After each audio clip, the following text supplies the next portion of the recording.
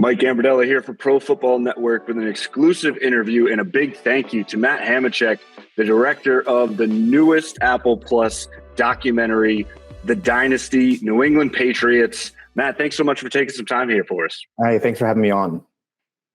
Now, here at Pro Football Network, we were actually founded by Dolphins fans. I'm a diehard Patriots fan, so I'm actually excited to be the one that gets to do this and actually hopefully start to prove some people wrong here at PFN. I know that you're not a Patriots fan kind of growing up, but for kind of maybe a Dolphins audience, what can you say about going behind the scenes of maybe the quote unquote evil empire and getting into a 20-year story of seeing, a team have success? Well, yes, like you said, I grew up a Packer fan. I had some family members who grew up right outside of Green Bay. So as any sort of fan base in the NFL knows, when you're growing up, you're sort of indoctrinated into whatever fan base, a lot of times by the people that raise you. And so I didn't have much of a choice. But I think that not knowing much about this story, but also realizing that the Patriots were a team that really kept everybody at arm's length for a very long time, right? They were sort of known as the secretive thing, and, nobody really knew what was going on. It gave me the ability to talk to the 70 different, players and coaches and front office execs, league officials, the rivals, and really just ask questions to them and be interested in the stories that they had to tell. And I think I also knew that as a non-Patriot fan, that the only way that I would ever be interested in watching this show is if it was the unvarnished telling of the New England Patriots story. Like, there's been 3 games to glory and all the NFL film stuff that's come out before. And, that is a lot more about the glory of the game. And I think, the last thing that probably Dolphins fans want to see is to be reminded of how much they've, not had the best of times with the New England Patriots over the years. And so I think just getting into more than just the X's and O's and a story that is sort of deeply human, right? Because that's, I think, the thing that always makes, whether it's a documentary or whether it's a fiction film, it's always the characters that make something interesting or not. And so here we have these incredible characters in, the 3 main ones of Robert Kraft, Bill Belichick, and Tom Brady. They start out as these outsiders in the NFL. Robert, he's not this like billionaire like we see today who can just cut a check when he starts out. He has to leverage everything he has. Bill Belichick, Jackie Mack, the great journalist from the sort of Boston, New England region, says that, describes him as not having having a very underwhelming stint when he was the head coach of Cleveland. And then Tom, as we all know, is sort of the 199th pick in the draft. So it's these guys that really weren't supposed to be there, kind of, in a way. And they start off that way, and it's about the creation of something. How do you try to sustain something and keep, all the normal sort of trappings and of success at bay, like ego and who gets credit and, all that kind of stuff. And they do that for a really long time. But then it's also really important to obviously detail along the way things like Spygate, Deflategate, Aaron Hernandez, and then sort of the messy part of the story, which is sort of how the thing unravels. Mm-hmm. And in your estimation, as you're, like you said, a 20-year story, right? How does something go from an underdog to perhaps the greatest dynasty that the NFL has ever seen? I think they did the rare thing that it's really hard for people to do, especially when there's a lot of people and you're on an enormous stage like the NFL. But again, it's this human story about these people who did this thing together, and they created an atmosphere of selflessness and team first. And there's a lot of, as you know, and everybody who watches the NFL knows, a lot of people say they're going to go do that, but it's really, really, really difficult to do it. And what it requires is a lot of subjugation of ego, right? Especially as success starts to come into the picture. And,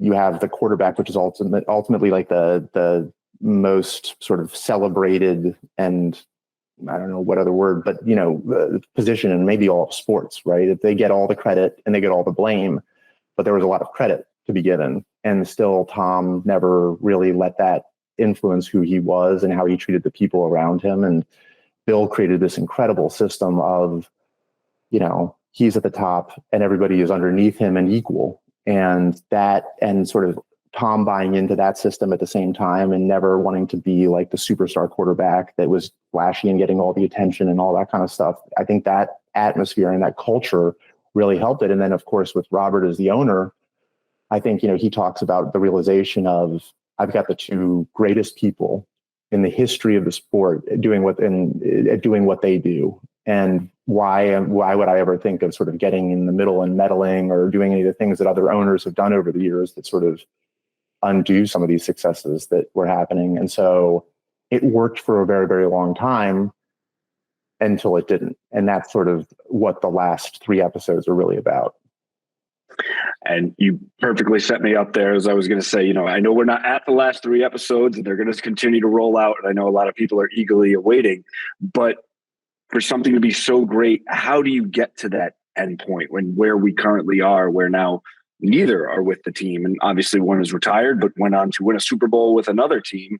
And now the Patriots themselves, for the first time in 24 years, with a new head coach.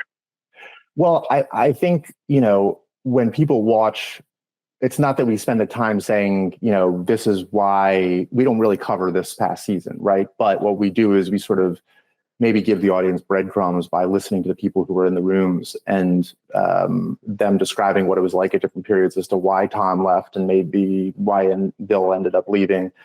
And I think that the beginning of the end in an interesting way really started in episode 5 for us, which is the episode where they had just lost to the Giants in the Super Bowl the year before. Tom comes out. It's the first game of the season, but they really have the same nucleus that almost went undefeated. And it looks as if they're going to do it all over again. And then Tom goes down and sort of goes out for the year with a horrific knee injury and faces his football mortality for the first time in his life. And while he's out, he realizes that the show goes on without him.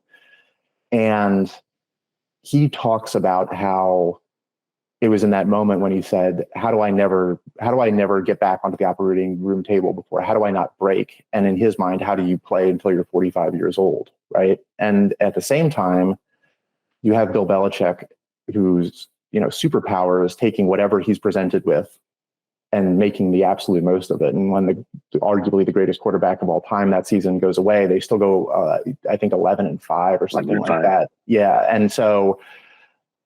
And Bill obviously is a numbers guy. He's an analyst in a lot of ways, right? Obviously, an incredible football mind, a great coach on the field, and all that kind of stuff. But I think he really trusts what he sees, and what he saw was that at a certain age, every quarterback falls off of a cliff. So that's the beginning of this tension, right? You've got a quarterback who's saying, "I'm going to play at a high level and win Super Bowls longer than anybody has ever even basically played the game as a quarterback," and a coach who says, "I have irrefutable proof that at some point in time, every quarterback falls off of a cliff and can't play anymore." And those two things create tension to begin with. And then, in addition to that, some of those core principles that were the foundation of this incredible machine start to, be challenged in various ways. And that's one of the things that we start to watch as episodes 8, 9, and 10 start to come into play. Was it interesting to kind of delve into the dynamic of, the greatest player, the GOAT, the quarterback of all time, and someone who has more wins, almost than anybody else, more championships than anyone else?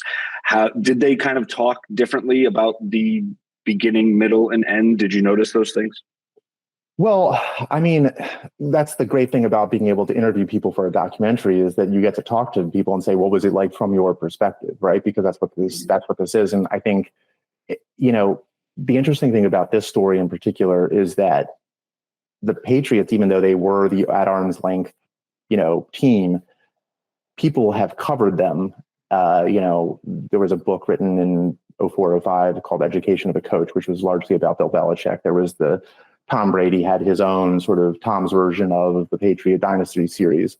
But those were always very specific lenses. So, and then the other part of it is that you have these other sort of sources, like articles and things that had been written, and it would be these anonymous sources, and you would never be able to tell who is the person who's actually saying these things, and what, do they have an axe to grind? What's their motivation for saying these? And so what was so great about this one was, all right, well, look, we're going to get all these people together and we're going to let them say what it was like to be in the room in those moments when these things were happening, and just listen to their sides of the story and all talk.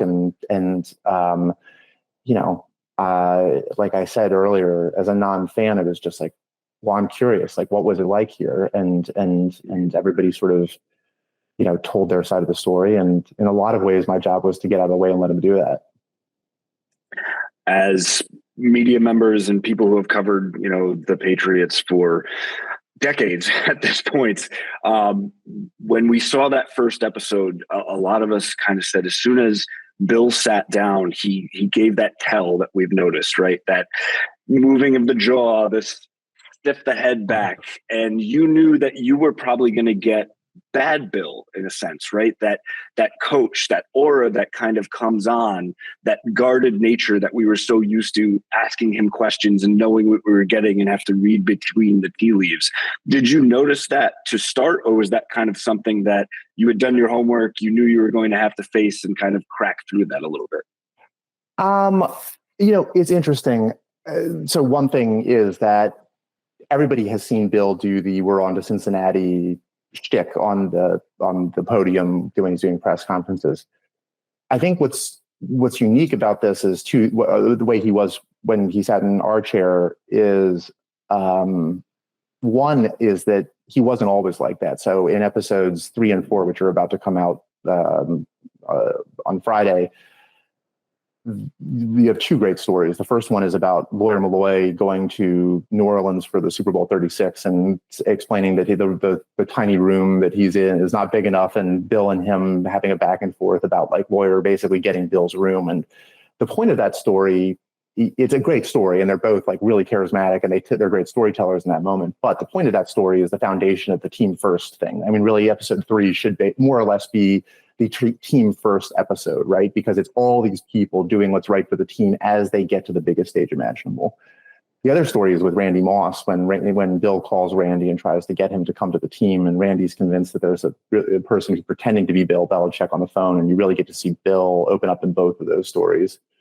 But the other thing is that when Bill sort of falls back into the "we're on to Cincinnati" version of Bill, albeit much more lengthy and much more talkative in this, is that when he's on the podium, he's kind of up there on an island by himself. Whereas some of those answers in the context of what everybody else is saying, it elucidates a lot more and really informs you into Bill's thinking about things and how people feel about him. So it's the context around him that I think makes his interview so interesting.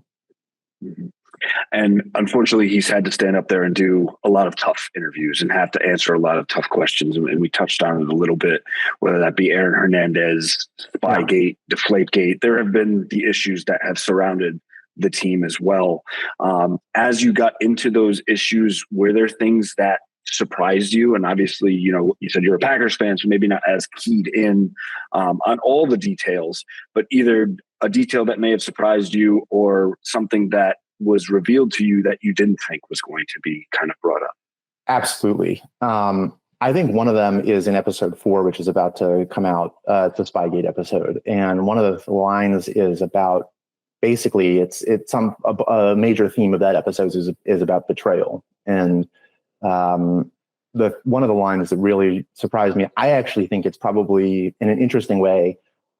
I'm not sure. I'm sure Spygate as a topic isn't necessarily Bill Belichick's favorite topic, but I think that this episode 4 is one of the most sort of sympathetic to Bill episodes out there, because one of the things that we detail, and this comes from a line from Scott Pioli, he talks about that feeling of betrayal that Bill felt when essentially Eric Mangini and the Jets, Eric used to work with Bill, and Eric was a mentee of Bill's, and when he talks about that feeling of betrayal and this idea of Bill retreating into himself and distancing himself from those that were closest to him, I think when Scott said that to me, again, it gets back to this great human story, right? It's not about the X's and O's. It's not really even about Spygate per se, right? It's not an episode where we spend a ton of time being like, was it right? Was it wrong? Is everybody else doing it or is it not? It's more about the people and how they're bouncing off of each other, and then the reaction to those things. And what you see in this episode is not only Bill distancing himself from what Scott said, but then at the same time, Tom and the rest of the team literally and figuratively putting their arms around Bill and saying, Teddy Bruschi has this great moment where you see him in the locker room saying, how do we feel about being coached by Bill Belichick? And they all go, oh yeah. And here's this guy that has the weight of the world on his shoulders. And at a moment when he's vulnerable, all those people around him, from Robert to the teammates to Tom and everybody, put their arm around him and say, "We got you, coach."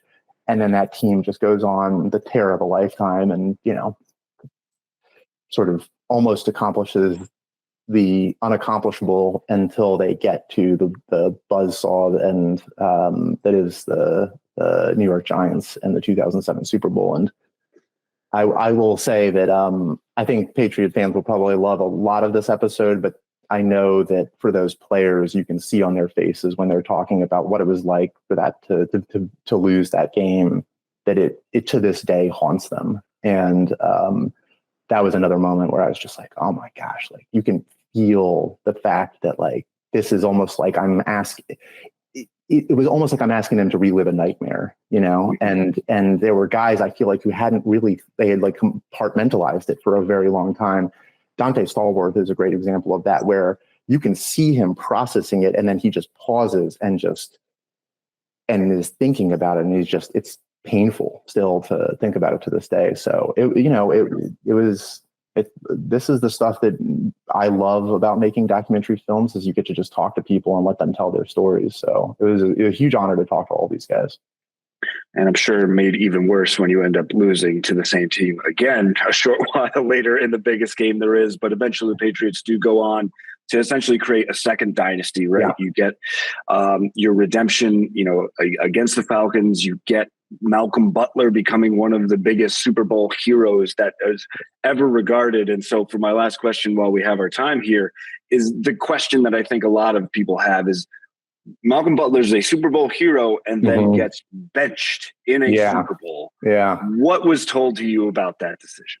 Well, I'll never forget when we were interviewing Devin McCourty, he described it as the great New England mystery, right? Is what happened to Malcom Butler. And without giving too many spoilers away, I think that somebody says something in that episode that gives a major hint as to what was going on. And I think that people will come away with a much better understanding of what happened. Matt Hamachek, the master of always leaving and wanting more. We've seen episodes. We already want more of these and excited to see them come out on Apple Plus every Friday moving forward. Matt, thanks so much for taking the time here for us today. Look forward to the end of this documentary and what you have on tap for us next. Thank you so much. Talk to you soon. Thanks, Matt. Thank you.